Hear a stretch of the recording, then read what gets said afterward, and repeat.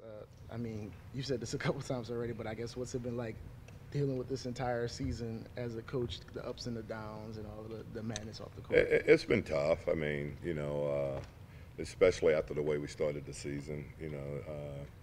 Had great promise, I thought, and there's been a little bit of everything. Obviously the situation that we all know about, but the injury thing came about, and just it was not the season that we anticipated. Coach, there were two things that were, like I said, the injuries, all the other variables that were inconsistent. The two things that were consistent, you were able to score, but you weren't able to stop people. Why wasn't it? Where did that commitment to the defensive end just break off this year? I don't think it broke off. I'm not real sure. We try to some different things, but don't have the answer to that. I wish I did have the answer to that because I thought we were committed. We spent a lot of time in practice on it. I think the thing that hurt us most is the dribble penetration, and I think if you can't control dribble penetration, then it breaks down. It starts to break down your entire defense, and we just didn't do a very good job of being able to get into the ball and guard the ball. So obviously, when that doesn't happen, you put your big guys in harm's way.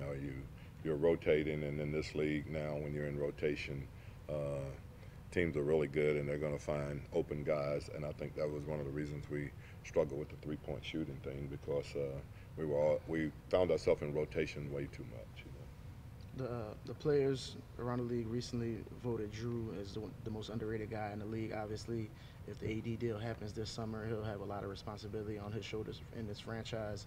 What do you think he can kind of show next year if he can be the face of this franchise? Oh, I think he's already proven that. I don't think he has anything else to prove, really. I mean, I think as a two-way player, like I said, maybe I'm a little biased, but I think he's as good as any two-way player in the league. At defending his position and then being able to score the basketball for us. And, I'd like to see him get to the foul line more, and I don't think he really has anything to do with that. I mean, I think he takes the ball to the basket, and I think he should be on the line more, really. But I think he's proven he doesn't say a lot verbally, but when he does, I know everybody on the team respects him enough that they listen. But I think what he does is he leads by example. He plays every night, every minute that we put him in there.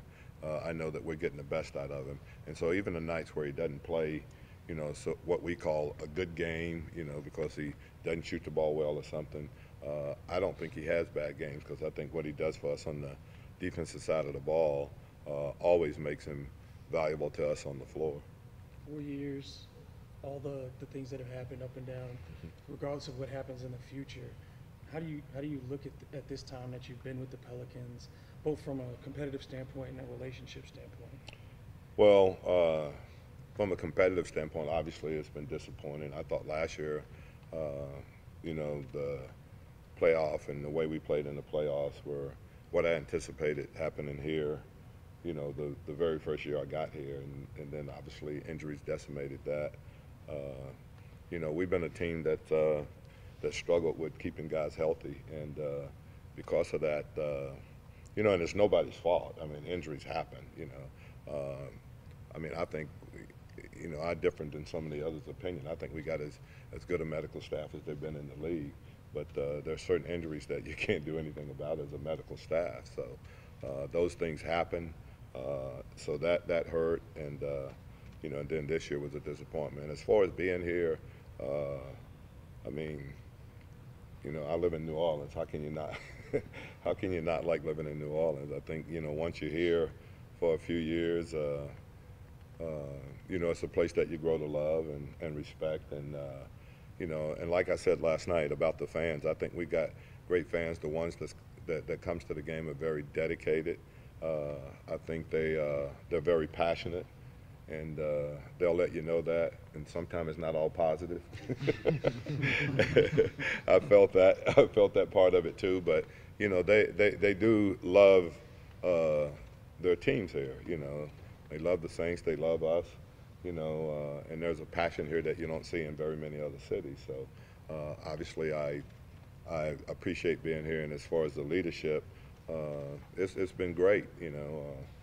Obviously, the passing of Mr. Benson was really tough, but I think Mrs. Benson has stepped in and done an incredible job. You know, starting with the playoff run that we had. She was at every single game, traveled, you know, even all the way back to Portland to see us play. And I think she's going to be a great leader for both of the franchises here, and a great leader for the community in general, you know, and Louisiana for everything that she does. So I think from that standpoint, everything is great and in place. And as I said last night, I think, you know, we're going to have a great team next year. We'll find a way to do it. What do you think about the growth Julius has shown this year in your system? I think he's shown that, you know, he had the one thing for us and played the one way for us with so much force that really helped us. I thought, you know, he's capable of being a facilitator and a playmaker too.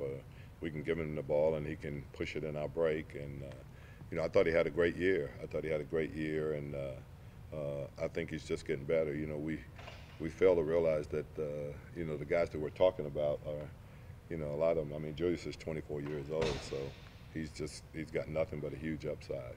Alvin, now that the season's over, do you think the league can do anything moving forward to make sure that a situation like Anthony's doesn't happen for another team down the line? I mean, I think that's an interesting question. I think there's something that would be talked about in the league office, you know. I mean, obviously it's very disruptive to a franchise and to a team. You know, I think it's something that is going to have to be dealt with. So that'll be something that has to happen in the league office. Coaches evaluate players at the end of seasons and think about things that they can do and improve in all season.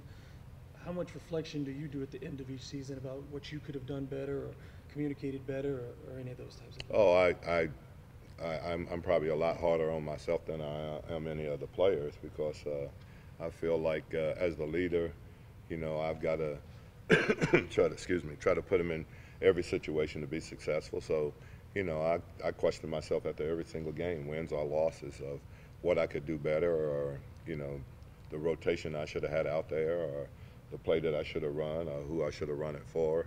I think as a coach, that's what you have to do. You have to evaluate yourself before you evaluate your players. What is the typical now?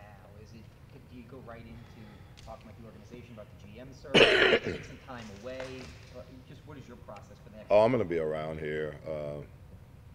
I always stay for a while before, you know, trying to take a little bit of time off. But obviously the new GM is going to be really important. You know, it's going to be something that is going to be very integral to, you know, how I team move forward and the franchise move forward. So I'll be around here for that, and then I just stay around anyway to kind of shore up everything and see what's going on before I take off for a little while. You sounded last night like a guy who's somewhat confident that you'll be back. Do you feel that way? Or? I'm going to be that way. I'm going to be confident until they tell me I'm not coming back. I told you guys that last night. So that's the only way I know how to approach it. That's the way I approach any job that I've ever been in, that I feel like I'm the coach and I'm going to be the coach until they tell me otherwise. One of the things that people have certainly noted is the way you've handled yourself in the midst of all of this. You haven't really had blow-ups, you know, the ones that you had have been memorable, but I thought you was going to leave it that I had no blow-ups. Nah, we remember Houston. We remember Houston.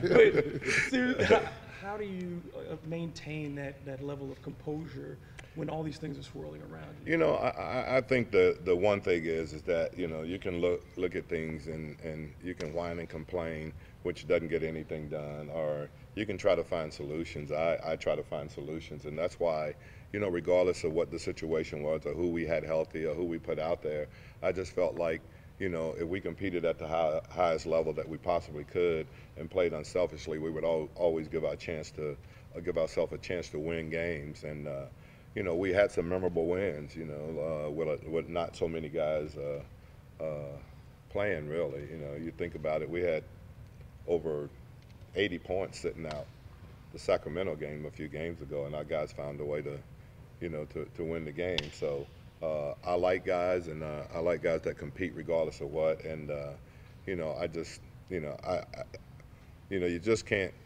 come up with excuses, you know, for everything that happened.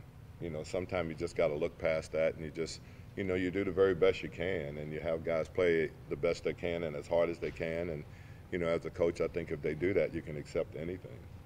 I don't think we all know you for kind of saying what you feel and having strong opinions on things. But how was it tough at times to not really just go off or kind of say how you really felt about the entire situation and kind of just, I mean, there's been little bits and pieces you thrown out there, but just to not lay it all out, was that tough?